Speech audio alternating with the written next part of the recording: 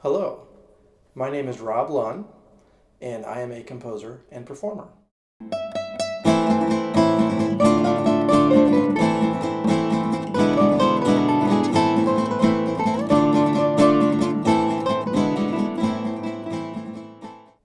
In this video, I'm going to talk about extended techniques for the classical guitar, specifically the left hand. I invite you to visit my website. There you can download, on my extended techniques page, this list of examples that I will be performing in this video. If you have any questions, feel free to email me, or you can leave comments below. Thank you. Here is example 1.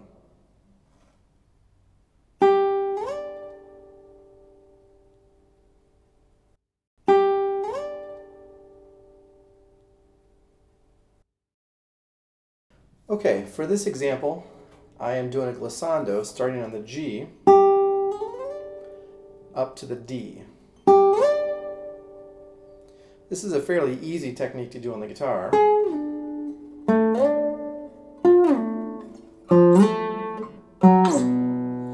Notice on the bass string, so these 3 strings, you get a little extra noise as you move. It's because these strings are wound, whereas these 3 are not.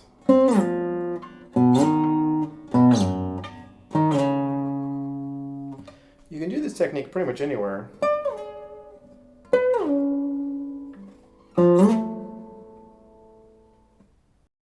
Here's example 2A.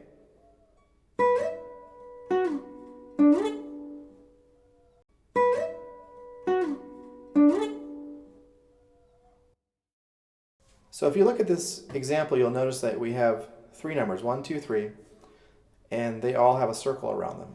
What this tells the guitarist is it tells them what string to play it on. So the B, we're going to play on the 1st string. This is the 1st string, and this is the 6th string. And then the F sharp, we're going to play here, and the D, we're going to play here.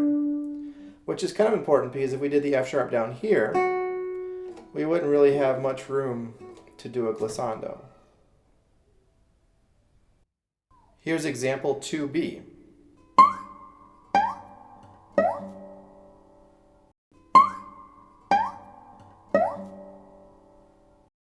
Alright, so in this example, I'm actually playing over the sound hole. So my fingers are not over the fingerboard here, but I'm pressing down the string using this nail on my left hand, and you pluck and then just move along the string. You can also try it down here.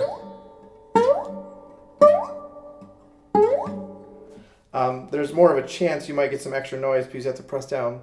When you press down, you might hit the fingerboard. You can also go down in pitch.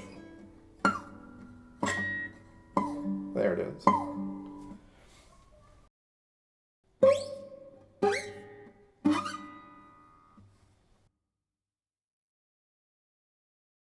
All right, so here is example 3.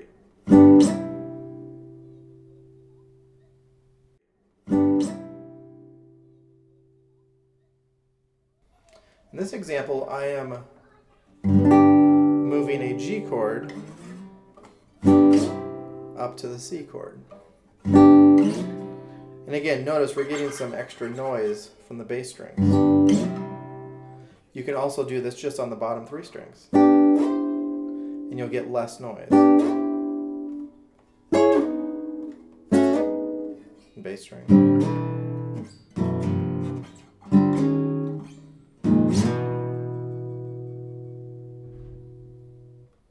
Here's example 4.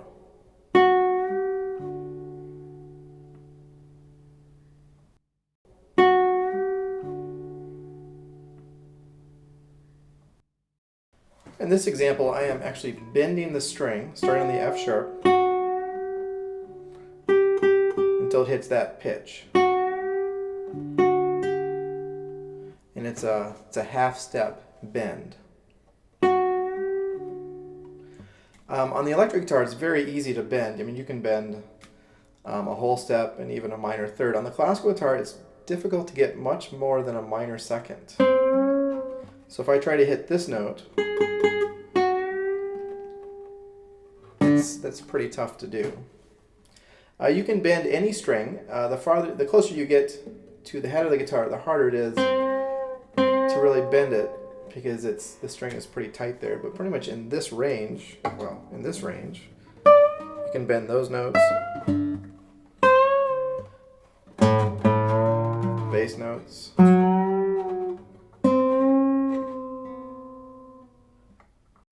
You can also bend the string so that it actually falls off the side of the fingerboard, because it's kind of an interesting sound. So you could do something like so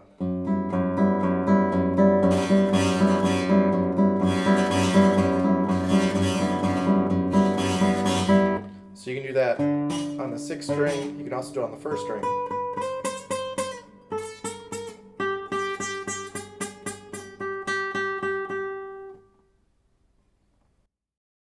All right, here is example 5.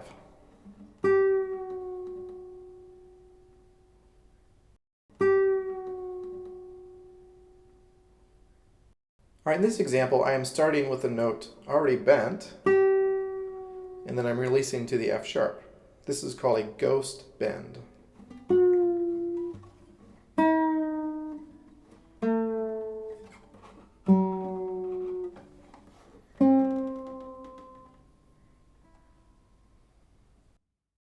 All right, here is example 6.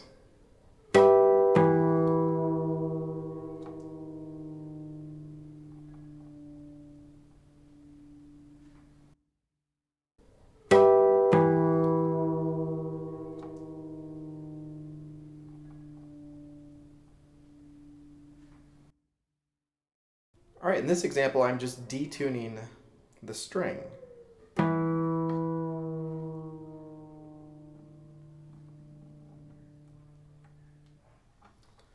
You can obviously do this to any one of the strings.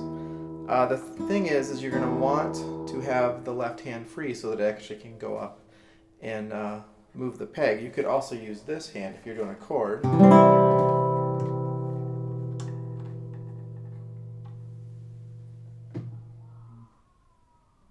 It's obviously best if you can do this when you have an open string. So something like...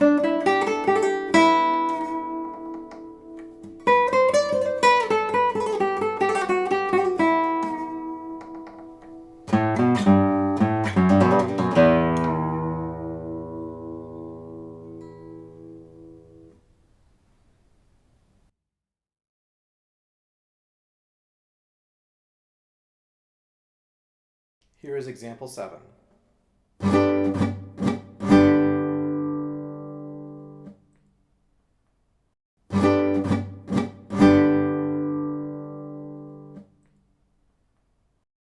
All right, to get the muted sound on the guitar, in this example, I'm starting with the G chord, and then I release the pressure, so I'm still touching the strings, but just barely.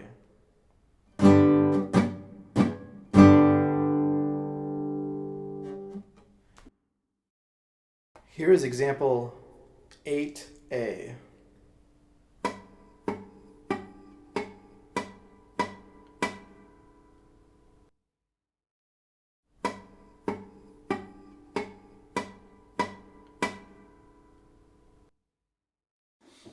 Here again, I'm just muting the strings by barely touching them.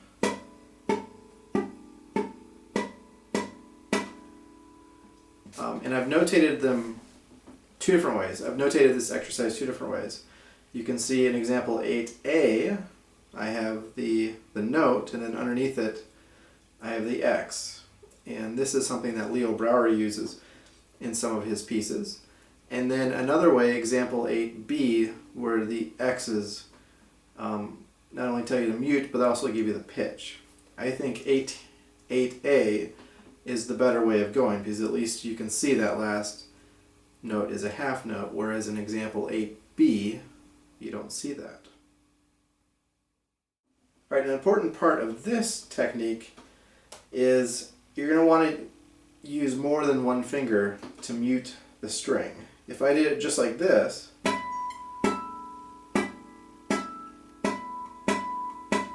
I'm also getting those harmonics. So to get rid of the harmonics, I put the second finger, this finger right here, behind to just get the muted sound. Here's example 9.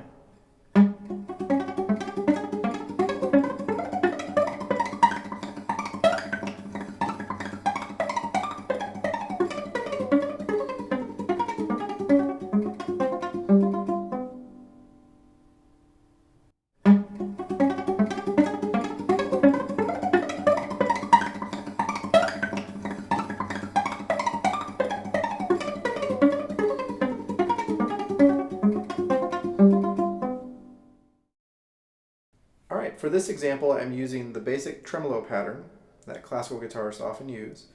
That is thumb, and then ring, middle, index. So I'm doing thumb on the 3rd string, and on the 1st string I'm going ring, middle, index.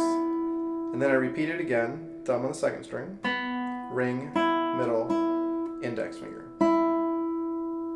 If you look at the example, we have P-A-M-I written there, and that's what that stands for. So the P is your thumb, the A is your ring finger, the M is your middle finger, and the I is your index finger. So with open strings it sounds like this.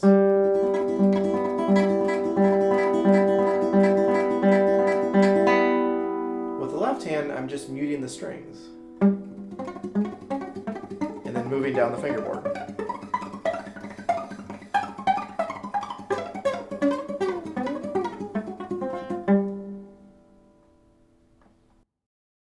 Example 10.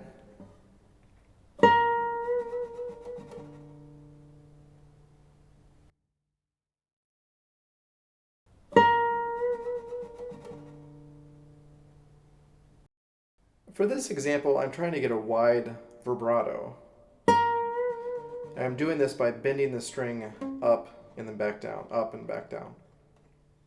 As you can probably hear, you get some extra noises in there. Part of it's just the string hitting the fingerboard back and forth, and also my finger hitting the string next to it. So I try to minimize that as much as I can by muting the string next to it with one of my fingers.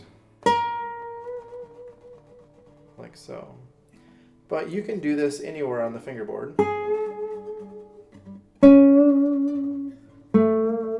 It's easier to do it with the thumb. If the thumb comes up, I know this is sort of bad classical guitar technique, but it's just easier that way.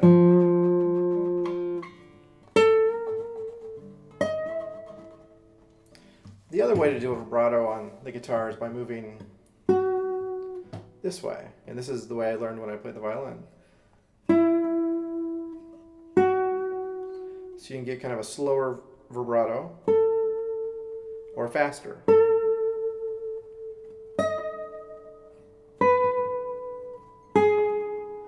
Generally in this range of the guitar I'll do the up and down because it's harder to get this one to come out.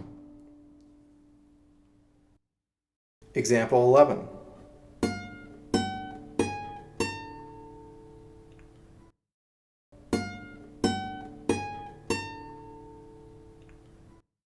Alright, for this example I'm playing what John Schneider calls in the contemporary guitar bitones. So when I do a hammer-on like this, you actually get two different sounds there. You're getting the sound from the string being cut from this fret to here, but you're also getting the sound from this back fret to here. So this is the normal sound. And in the bite, the other tone. If you hear it together, you can hear both of them. Now, as far as notating this type of example, I'm not sure if I put bitones there, since I don't know if many guitarists would actually know what you're talking about.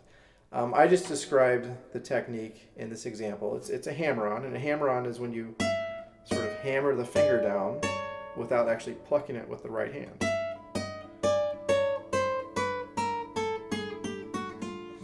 To hear just the other tone, the one on this side, I just mute the string. So I just lay my hand down. And you get that.